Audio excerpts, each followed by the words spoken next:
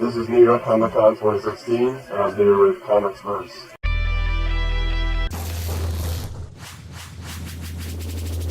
Hi everyone, I'm Callie, and I'm here with Marley Zarcone, and she's the artist for DC's new Shade the Changing Girl, which is about this alien Loma from the planet Meta, and she gets a hold of the Madness coat and travels to Earth and takes possession of the body of a girl named Megan, who's a bit of a bully. Yeah. A bit of a bully. She's more of, she's terrible. Yeah, but I love her in her own horrible way. So just quickly, how are you enjoying Comic-Con so far? I know it's only the first day. Oh, it's great. Yeah. I love the shows in New York, and it's, a great city, and, it's nice to kind of go from, I'm from British Columbia, and I live in the interior, so it's real sparsely populated by comparison. I come here and it's just an explosion of humans. Yeah. Lots of people. Can you give us a bit about your personal history? Grew up I'm from Maryland, so from Peachey County, and I moved to Seattle, lived with a bunch of artists, and kind of that's where I started doing comics, and from there just I worked on I did some work for an anthology called Pop Gun years ago, and Forgetless over at Image, and then from there I started working with Shelley Bond over at Vertigo. So it's just kind of built my way up from there. So Shade the Changing Girl is really surreal and psychedelic. What works did you draw your inspiration from for the piece? It was a lot of I drew a lot of inspiration from the original titles. Especially the Vertigo series.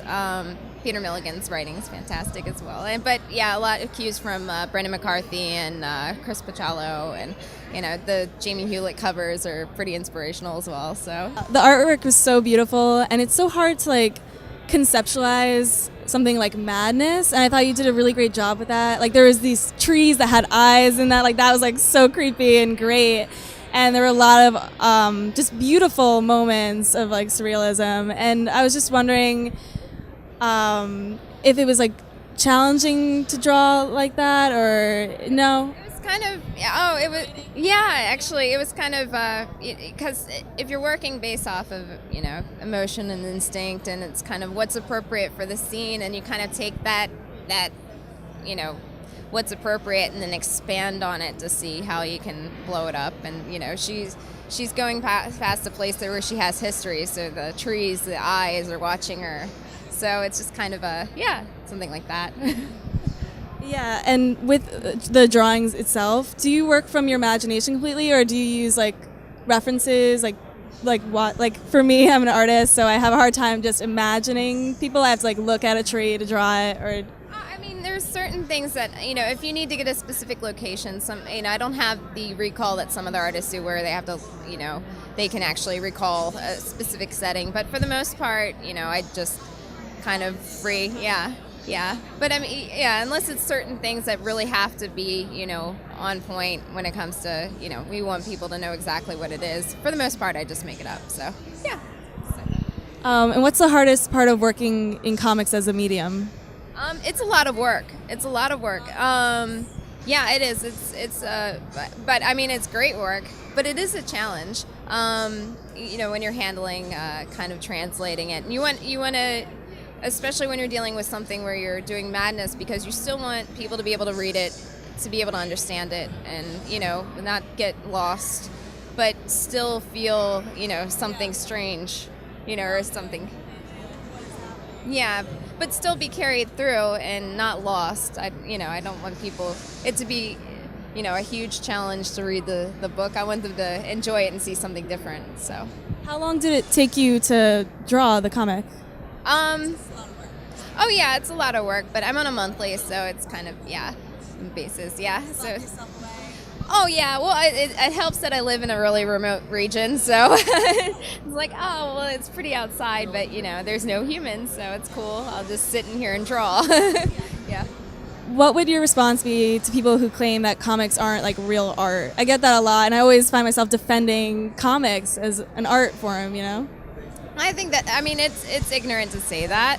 I think, people who say that haven't actually spent time with comics or really, they're looking at it on the surface level. And almost, I'm not going to fight with somebody about that because it's like, well, yeah, exactly. Like if you're not willing to read it or look into it, or if you don't find out Columbia's work to be artwork, then, that's on you. Yeah. So where can we see Shade going from here? It's going to go. Well, I mean, you're going to get a lot, from both sides. You're going to get some more from Meta and all the shenanigans that are going on, especially tracking down the coat. I mean, it's going to intersect at different points, but we're going to delve a lot into, the human relationships between, she's entering this character who has a really horrible past, and all the damage that she's done and all the lives that she's affected are now, kind of closing in on this alien who has no frame of reference of, what it's like to live as a human. So, yeah, we're going to definitely explore a lot of that. And what can you say about the new Young Animal imprint? Like, what makes it unique that people should look forward to their comics? I think it's great. We're doing a launch. It all has, all the titles are distinct, but we are all coming in together as kind of a good group, a good, it's common purpose of doing something interesting. And yeah, and Gerard's done a great job putting everything together. And yeah, I can't say enough about it because I love my work and I love this comic. So yeah, it's very exciting. Any last thoughts that you want to add? I don't know if it, much Why Shade the Changing Girl? It's a great comic. I'm gonna do cool stuff. Yeah, so. So thanks so much for talking with me. I'm Callie again, and this is Marley Zarcone. And if you like this video, please like us on Facebook, follow us on Twitter and Instagram and all the other social media sites, and check out our website, comicsverse.com. And thank you so much. Have a great Comic-Con.